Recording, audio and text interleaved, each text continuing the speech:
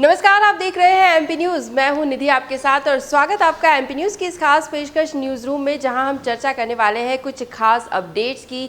ताज़ा तरीन खबरें हम आपको बताएंगे। और फिलहाल अगर देखें मध्य प्रदेश में, तो उपचुनाव को लेकर एक अलग ही माहौल बनता नजर आ रहा है। राजनीतिक गतिविधियां अपने चरम पर है, राजनीतिक दलों के बीच उठापटक का दौर जारी है और इन सब के साथ ही बड़े बड़े दिग्गज नेताओं का अलग अलग विधानसभा क्षेत्रों में दौरे, जनसभाएं भी जारी हो चुकी है।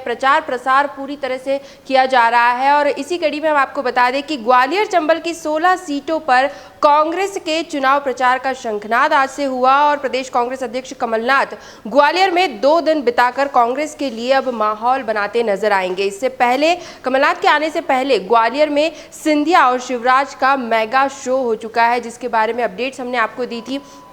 और बीजेपी ने 76,000 से ज्यादा कांग्रेस कार्यकर्ताओं के बीजेपी में शामिल होने का बड़ा दावा भी किया था। इसे लेकर कांग्रेस की तरफ से कड़ी प्रतिक्रियाएं भी सामने आई थी। कांग्रेस ने साफ कह दिया था कि ये जो दावा किया जा रहा है 76,000 कार्यकर्ताओं का बीजेपी में शामिल होने का, ये दावा पूरी तरह से खोखला है, झूठा है, ऐसा कुछ भी नहीं है और कमलनाथ ये साबित भी कर देंगे। इसी के जवाब में अब कमलनाथ का मेगा शो हो रहा है और कांग्रेस इस दौरे को, इस जो 2 दिन का दौरा है कमलनाथ का, इसे ऐतिहासिक बता रही है। कहा जा रहा है कि लोग इसे सालों तक याद रखेंगे। वहीं दूसरी तरफ 2 दिवसीय दौरे में कमलनाथ सिंधिया और शिवराज के आरोपों का खुलकर जवाब भी देंगे। वैसे कमलनाथ के ग्वालियर दौरे को लेकर बीजेपी तंज कसती नजर आ रही है। बीजेपी की प्रतिक्रियाएं भी सामने आ गई है। गृह मंत्री नरोत्तम मिश्रा ने कहा है कि चुनाव है, ग्वालियर में उनका स्वागत है, लेकिन जब वे मुख्यमंत्री थे तब तो वे कभी भी ग्वालियर नहीं आए, तो अब यहाँ पर आने की क्या जरूरत है। लेकिन चुनाव प्रचार के लिए वे पहुंच रहे हैं तो ठीक है। और दूसरी तरफ ये भी कहा जा सकता है कि जितने भी दूसरे नेता हैं वे भी अपनी प्रतिक्रियाएं साझा कर रहे हैं। इमरती देवी ने कहा है कि कमलनाथ सरकार ने कोई विकास कार्य नहीं किए हैं, इसलिए अब उनका ग्वालियर का दौरा बेमानी है। कमलनाथ का मेगा शो ग्वालियर की जनता पसंद नहीं करेगी और चुनाव में जीत तो भाजपा की ही होगी। तो कुल मिलाकर कमलनाथ का ग्वालियर दौरा चर्चाओं में तो है, लेकिन इसका कितना फायदा कांग्रेस को उपचुनाव में मिलता है, ये तो आने वाला वक्त ही बताएगा। दूसरी तरफ उपचुनाव की तारीखों का ऐलान हो उससे पहले ही बीजेपी को एक और बड़ा झटका लगा है।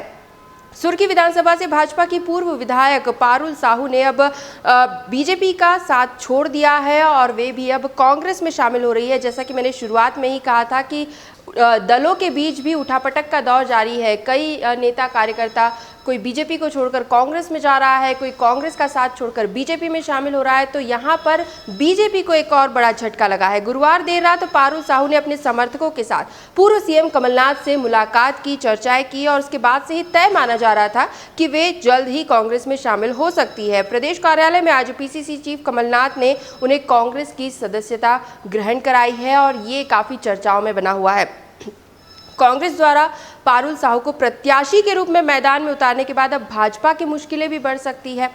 मध्य प्रदेश के राजस्व एवं परिवहन मंत्री गोविंद सिंह राजपूत को उपचुनाव लड़ना है और उसके लिए सुर्खी विधानसभा में वे लंबे समय से जोर शोर से तैयारियां भी करते नजर आ रहे हैं। लेकिन यहाँ पर पारुल साहू और मंत्री राजपूत के बीच कड़ी टक्कर देखने को मिल सकती है। गौरतलब है कि गोविंद राजपूत ने एक बार भरी सभा में पारुल साहू के लिए कुछ अपमानजनक शब्दों का प्रयोग किया था, जिसे लेकर उनके ऊपर मानहानि का मुकदमा भी चलाया गया था। लेकिन अब वे ही उन्हें कड़ी टक्कर देने आ रही है, उनके सामने प्रत्याशी के रूप में मैदान में उतर रही है। तो यहाँ पर भाजपा की मुश्किलें जरूर बढ़ सकती है, क्योंकि ये जो पुराना मामला था उसे भी यहाँ पर अब हो सकता है कि प्रचार प्रसार के दौरान इस्तेमाल किया जा सके। तो मंत्री राजपूत की मुश्किलें यहाँ पर बढ़ सकती हैं। वैसे पारुल साहू के कांग्रेस में शामिल होने पर गृह मंत्री नरोत्तम मिश्रा ने भी तंज कसा है। उन्होंने कहा है कि कांग्रेस में व्यक्तियों का टोटा है और इसीलिए कांग्रेस प्रत्याशी ढूंढ रही है। बमोरी से लेकर ग्वालियर तक कांग्रेस में सभी आयातित लोग हैं। जो स्थिति कांग्रेस की है वही अब इन लोगों की भी होगी। तो जनप्रतिनिधियों के दल बदलने का सिलसिला जारी है। राजनीतिक दल जो है वो फिर भी अपनी पूरी कोशिश में लगे हुए हैं।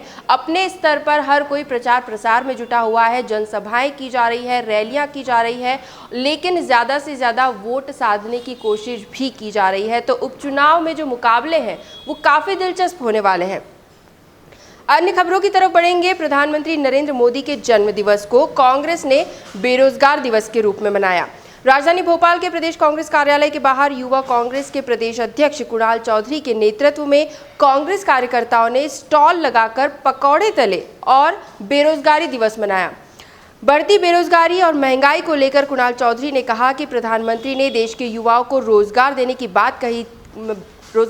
बात कही थी, मगर 14 करोड़ लोगों से रोजगार छिन गया है। इसीलिए पीएम मोदी का जन्मदिन कांग्रेस बेरोजगार दिवस के रूप में मना रही है।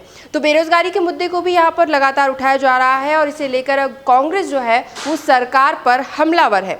दूसरी ओर कांग्रेस ने जो ये दिवस मनाया है, बेरोजगार दिवस मनाया है, इस पर गृह मंत्री नरोत्तम मिश्रा ने पलटवार किया है और उस पर भी उन्होंने तंज कसते हुए कहा है कि सही बात है, कांग्रेस ने जो किया सही किया। जो बेरोजगार दिवस मनाया वो बिल्कुल सही है, क्योंकि उन्होंने भी किसी को एक भी रोजगार नहीं दिया है। पिछले 15 महीनों में एक भी बेरोजगार व्यक्ति को बेरोजगारी भत्ता तक नहीं दिया।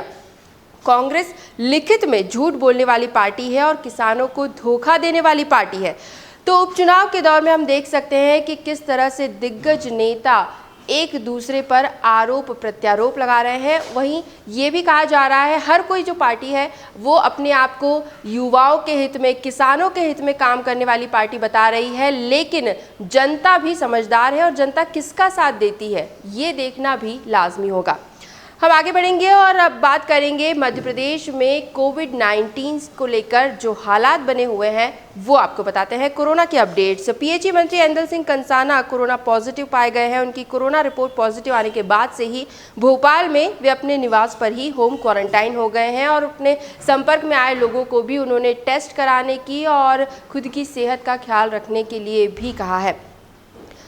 जहाँ तक आंकड़ों की बात है वो हम आपको बता देते हैं। मध्य प्रदेश में 2391 नए संक्रमित पाए गए हैं पिछले 24 घंटों में और इसी के साथ कुल संक्रमितों की संख्या जो है वो 97,906 तक पहुँच गई है।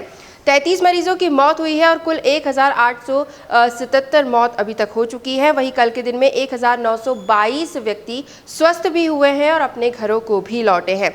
इंदौर में 396 नए संक्रमित पाए गए। कुल 18,717 कुल संक्रमित अभी तक हो चुके हैं। 6 मरीजों की मौत हुई है और 485 कुल मौतें इंदौर में हो चुकी है। 180 मरीज स्वस्थ भी हुए हैं। वहीं 4,182 एक्टिव केसेस फिलहाल इंदौर में जारी है। अन्य जिलों की भी अपडेट हम आपको दे दें पिछले 24 घंटों की, तो खरगोन में 78, बड़वानी 67, धार 64, बैतूल 48, सागर 55, उज्जैन में 49 नए मरीज सामने आए हैं। राजगढ़ से 30, छतरपुर 23, विदिशा 20 और नीमच में भी 41 मरीजों में कोरोना की पुष्टि हुई है।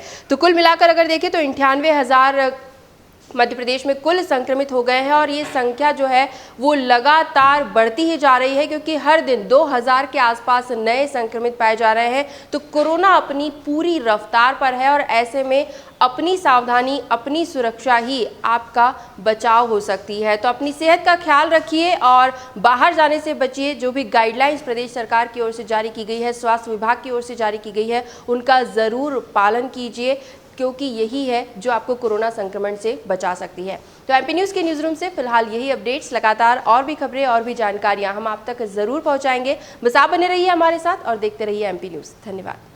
एमपी की नब्ज, एमपी का हाल, मध्य प्रदेश की हर खबर एमपी न्यूज़ टीवी के साथ। लगातार खबरों के लिए सब्सक्राइब करें हमारा YouTube channel MP news TV. Latest updates के लिए बेल आइकन दबाना जरा भी न भूलें।